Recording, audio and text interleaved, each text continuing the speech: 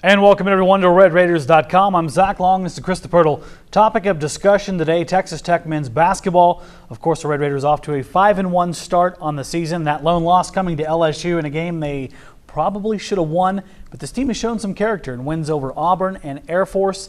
Their task Wednesday night, Fresno State. And Krista, Fresno State struggling a little bit right now, 3-6, and if they are going to be successful, starts with their defense, doesn't it? Absolutely, and this team is 3-6 against really subpar competition.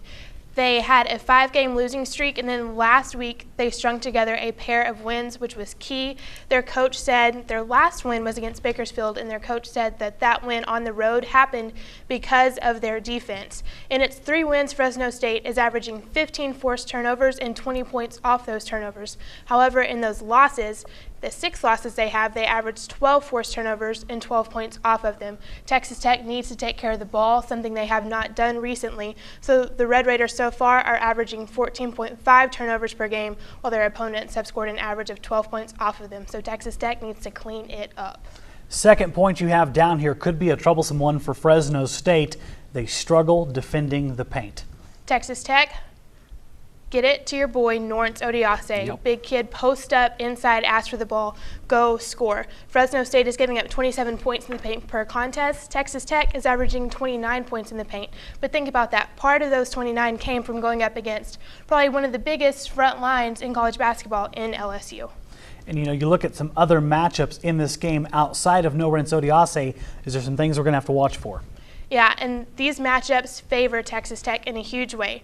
Due to injuries and ineligibility for the Bulldogs, they've gone to more of a physical lineup. They've got a kid sitting out to rest an injured ankle. They've got a kid who isn't eligible yet. They've got another kid with an injured wrist. So it's kind of fallen apart for Fresno State. But if you look at it, Terrell Carter has started to start at the center. He, along with Ito at the 4, they are some big guys. They are a physical presence. So with Zach Smith and Norrance Odiase, they can win those matchups, in my personal opinion.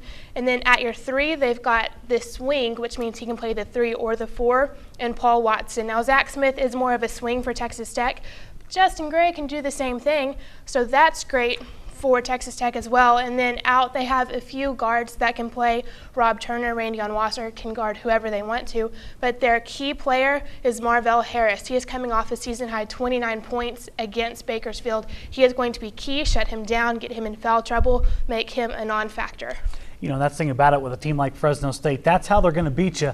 Somebody's going to go off for a lot of points. If you can contain that one scoring threat, they're a Mountain West Conference opponent. This is a game Texas Tech has to win, don't they?